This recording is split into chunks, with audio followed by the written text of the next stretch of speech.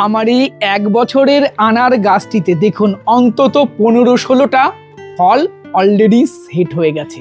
এই আনার গাছটিতে দেখুন অন্তত ১০-১২টা ফল অলরেডি সেট হয়েছে। ছোট্ট ৪ মাসের গাছটা দেখুন, এই গাছেও অলরেডি ৪টে ফল সেট হয়ে গেছে। বর্তমানে ছাদ বাগানীদের কাছে ফল গাছ সিলেকশনের ক্ষেত্রে একদম প্রথমের দিকে থাকছে এই আনার গাছ।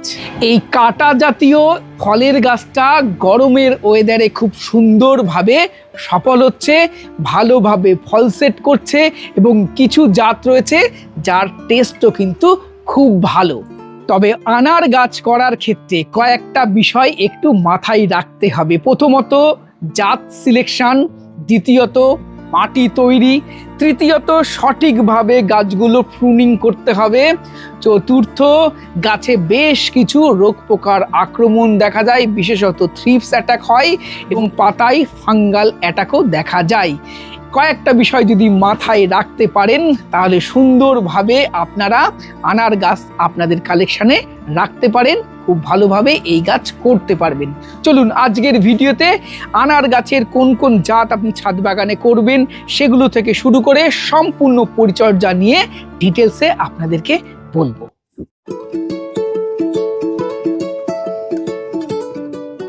আনারের জাত সিলেকশনটা খুব ইম্পর্টেন্ট। কিছু ভালো ভালো জাত আমাদের মার্কেটে রয়েছে, আপনাদেরকে চেষ্টা করতে হবে সেই ভালো ভালো জাতগুলো যেগুলো আমাদের ওয়েদারে রোগ পোকার আক্রমণ খুব কম হচ্ছে, যেগুলো খেতে ভালো হচ্ছে এবং যেগুলো ফলন প্রচুর দিচ্ছে, সেই জাতগুলোই আপনাদের কালেকশানে রাখেন।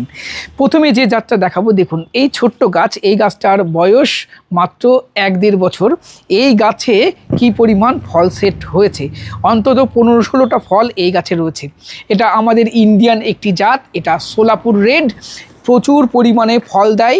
যত আনারের জাত এখানে রয়েছে ফলনের দিক থেকে ওয়ান অফ দ্য বেস্ট বলতে পারেন এই সোলাপুর রেড।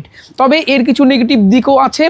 এর বীজ কিন্তু অন্যান্য থাই আনার বলুন, গ্রানাডা বলুন, GM2 বলুন, এগুলোর থেকে তুলনামূলক একটু হার্ড, তবে খেতে মিষ্টি, এটুকু বলতে পারি। এবং বাইরের কালারটা যেমন সুন্দর লাল হয়, ভিতরটাও এটাই প্রচুর লাল হয়। এবার একটা জাত আপনাদের দেখাচ্ছি, ভুল করে এই জাতটা আমার হয়ে গেছে, এটা হলো এবার সুইট। দেখুন এটাতেও প্রচুর পরিমাণে ফল সেট হয়েছে, যদিও এটা আমার GM2 বলে কেনা ছিল, কিন্তু জাতটা একটু গন্ডগোল হয়েছে, পরে দেখা যায় এবার সুইট হয়েছে। এই জাতটাও ভালো। এটার স্পেশালিটি বলি, এটা খুব মিষ্টি খেতে এবং সিডটা খুব নরম, কিন্তু এটার কালার কিন্তু সেইভাবে লাল হয় না। এটা শীতকালে হালকা গোলাপি কালার হবে এবং মধ্যে হালকা গোলাপি আভা হবে, গরমের সময় হালকা গোলাপি কালার বাইরের দিকটা হবে, মধ্যেটা কিন্তু একদম সাদা হবে, কিন্তু খেতে ভালো, ফলন ভালো এবং সাইজটা খুব ভালো। এটাও কালেকশানে রাখা যেতে পারে।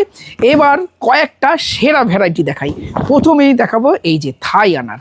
এখানে একটা ফল, এই দেখুন দুটো, এখানে একটা, এখানে একটা, এই পিছন দিকে 3টে ফল সেট হয়েছে। এই গাছটার বয়স মাত্র 7 মাস মতো। এই থাই আনার প্রচুর পরিমাণে ধরে, এর বাইরের কালারটা যেমন সুন্দর, মধ্যের কালারটা সুন্দর এবং বীজ খুব পাতলা মিষ্টি এবং প্রচুর ফল দেয়। এই জাতটা অবশ্যই কালেকশানে রাখবেন। এই ছোট্ট গাছটা দেখুন, এটার বয়স মাত্র 4 মাস। এই ছোট্ট গাছেও 4টে ফল অলরেডি সেট হয়েছে।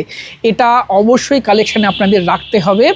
একটা গাছও যদি করতে চান তাহলেও বলবো এই অস্ট্রেলিয়ান বিগ যে আনারটা রয়েছে আমাদের মার্কেটে, এটা অবশ্যই কালেকশানে রাখুন। প্রচুর ফল দেয়, খেতে ভালো, বীজ খুব নরম এবং বাইরের কালারটা যেমন সুন্দর লাল, মধ্যেও সুন্দর লাল হয়, এটা অবশ্যই যেন থাকে। এই যে গাছটা দেখছেন, এটার বয়স মাত্র 3 মাস। এটা গ্রানাডা, এটাও অবশ্যই কালেকশানে রাখবেন। এটাও প্রচুর ফল দেয়, ছোট্ট গাছেই দেখতে পাচ্ছেন 2টো ফল অলরেডি সেট হয়ে গেছে, যদিও আমার এখনই ফল নেওয়া উচিত না, গাছটাকে গ্রো করানো উচিত। এই গ্রানাডা যেন অবশ্যই আপনাদের কালেকশানে থাকে। এখানে আরও 2টো গাছ আছে, একটা হলো এটা টমস রেড আর একটা হলো অ্যাঞ্জেল রেড। এই দুটো অবশ্যই কালেকশানে রাখতে পারেন। এটাও আনারের খুব ভালো জাত। এর সাথে আমার কালেকশানে আর একটা নতুন গাছ, এটা হলো GM2। আপনারাও অবশ্যই GM2 কালেকশানে রাখুন। এটা আনারের খুব ভালো জাত, আমাদের ওয়েদারে খুব ভালো হচ্ছে। আর আপনারা আমি কোন কোন গাছগুলো কোন নার্সারি থেকে কিনেছি জানতে চাইলে কমেন্ট করুন, আমি অবশ্যই রিপ্লাই করব। আপনারা যদি আপনাদের কালেকশানে 5টা আনারের জাত করতে চান তাহলে কি করবেন, আমার সাজেশান অনুযায়ী আমি বলবো আপনাদের GM2 করতে, সাথে বলবো অস্ট্রেলিয়ান বিগ, গ্রানাডা, তারপরে সোলাপুর রেড এবং থাই আনার। এই 5টা অবশ্যই কালেকশানে রাখুন। এছাড়া যদি আরও কিছু কালেকশান করতে চান তাহলে আপনারা রাখতে পারেন মেক্সিকান আনার, রাখতে পারেন রিমন, রাখতে পারেন ইসরায়েল, তারপরে রাখতে পারেন আমি একটু আগে দেখালাম Ruby red, Angel red, Tom's red, এগুলো কালেকশানে আপনি রাখতে পারেন। চলুন কিভাবে এবার পরিচর্যা করব সেই বিষয়গুলো একটু আপনাদের সাথে ডিসকাস করি। জাত সিলেকশনের পরে আপনাকে খুব ভালোভাবে ওয়েল ড্রেন সয়েল একটা তৈরি করে নিতে হবে, যাতে এই আনার গাছটা খুব ভালোভাবে গ্রো করতে পারে। এই ওয়েল ড্রেন সয়েলের ক্ষেত্রে আমরা যেটা করে থাকি, আমরা 70% বেলে দোআঁশ মাটি নিই। যদি আপনি দোআঁশ মাটি নেন তাহলে কিছুটা পরিমাণ বালি মিশিয়ে নেবেন। তাহলে বেলে দোআঁশ মাটি 70% নিচ্ছি, আমি 20% নিচ্ছি ভার্মি কম্পোস্ট বা পুরনো গোবর সার, আর 10% নেব আমি ধানের চিটে, যাতে এই মাটিটা ওয়েল ড্রেন হয়। এবং এর সাথে আমি সামান্য পরিমাণ মাইক্রোরাইজা ব্যবহার করি, যেটা আমার মূলকে ভালো রাখবে এবং পরবর্তীকালে এই পুষ্টিমৌল গাছকে প্রদান করতে থাকবে। আনার গাছের ক্ষেত্রে ওয়েল ড্রেন সয়েল কিন্তু অবশ্যই তৈরি করে নিতে হবে, না হলে কিন্তু কখনোই আনার গাছ ডেভেলপ করবে না। আনার গাছের প্রচুর ধরনের চারা পাওয়া যাবে, গুটি কলমের চারাও আপনারা পাবেন, আপনারা গ্রাফটিংয়ের চারাও পাবেন। এই ধরনের চারা আপনি সংগ্রহ করবেন, সুস্থ সবল চারা। এই দেখুন, এবার এই গাছটিকে আমরা রিপোর্ট করবো। এবং আনার গাছ আমি যেটা চেষ্টা করি সবসময় একটু বড় পটে একে রিপোর্ট করার, কারণ একটু ডেভেলপ গাছ যদি হয় সেটাকে অনেক বড় পটে রিপোর্ট করাটাই ভালো, তাহলে গাছটা খুব ভালোভাবে গ্রো করবে। রিপোর্ট তো করা হয়ে গেল, এইবার গাছের ছোট থেকেই ট্রেনিং করতে হবে, প্রুনিং ঠিকঠাকভাবে করতে হবে। যে ট্রেনিংয়ের কথা বলছি, দেখুন গোড়া থেকে অনেকগুলো ডাল এরকম বুশি হয়ে বেরোচ্ছে, পাশ দিয়ে প্রচুর ডাল বেরোচ্ছে।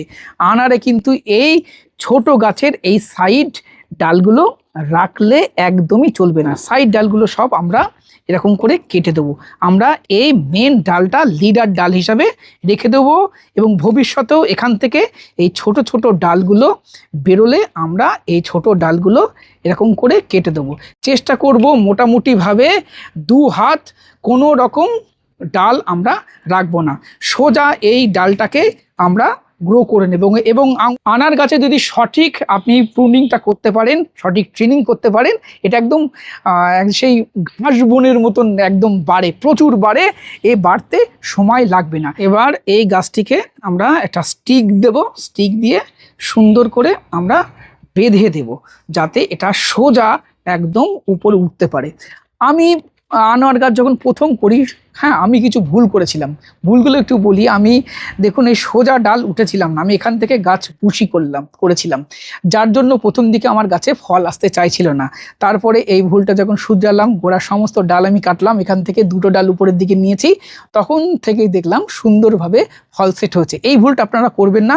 আমার উচিত ছিল এখান থেকে সোজা একটা, এটা গ্রাফটিংয়ের গাছ, সোজা একটা ডাল সোজা এরকম বড় করার, আর সেই ভুলটা আমরা এই বছর এখন থেকে আর করবো না, আমরা সোজা ডালটা বড় করব এরকম। আনার গাছের ক্ষেত্রে অনেক রোগ পোকার আক্রমণ দেখা দেয়, তবে সব থেকে যে সমস্যাটাই আমরা পড়ি আনার গাছের ক্ষেত্রে, সেটা পাতা কুঁকড়ে যায়, অর্থাৎ থ্রিপস অ্যাটাক হয়।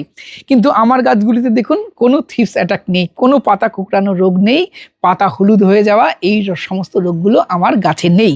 থ্রিপসের অ্যাটাক থেকে আমার গাছকে বাঁচানোর জন্য প্রত্যেক 2 সপ্তাহ বা 3 সপ্তাহ পর পর আমি গ্রোথ্রেসের গ্রোসিয়া স্প্রে করে থাকি।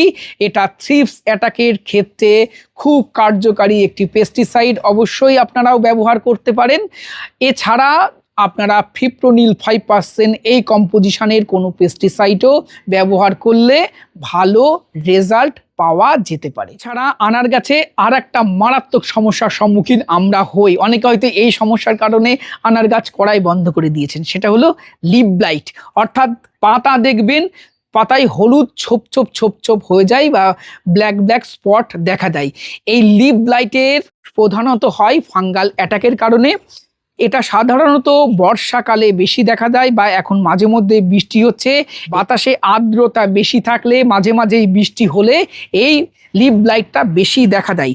যদি আপনারা কয়েকটা কাজ করতে পারেন তাহলে দেখবেন এই লিফ ব্লাইট আপনার গাছে কম অ্যাটাক করবে। প্রথমত এই প্রুনিংটা ভালো করে করতে হবে। গাছ যদি বুশি হয়ে যায়, বেশি হাওয়া বাতাস না খেলে, তাহলে এই ফাঙ্গাল অ্যাটাক বেশি দেখা দেয়। এর সাথে আপনাকে অবশ্যই নিয়মিত ফাঙ্গিসাইড স্প্রে করতে হবে। আমি যেটা করি, মেটালক্সিল ম্যাঙ্কোজেব এই গ্রুপের ফাঙ্গিসাইড আমি ব্যবহার করি। আমি সাধারণত রেডোমিল গোল্ড এই ফাঙ্গিসাইডটা এই বর্ষার টাইমগুলোতে প্রত্যেক 2 সপ্তাহ পর পর একবার করে স্প্রে করি। আর এটা স্প্রে না করলে কিন্তু আপনার পাতায় ফাঙ্গাল অ্যাটাক দেখা দেবে এবং অনেক ক্ষেত্রে বর্ষার সময় ফলও পচতে শুরু করে এই ফাঙ্গাল অ্যাটাকের কারণে।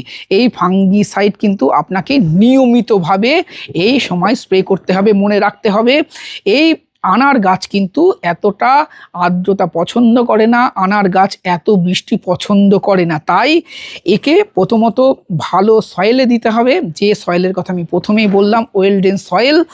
ভালো করে প্রুনিং করতে হবে, নিয়মিত পেস্টিসাইড এবং ফাঙ্গিসাইড গাছে আপনি যদি প্রয়োগ করতে পারেন তাহলে অবশ্যই আপনার আনার গাছ এই রকম ফুলে ফেঁপে উঠবে এবং সুন্দরভাবে ফল দেবে, আপনার ছাদ বাগানকে ভরিয়ে রাখবে।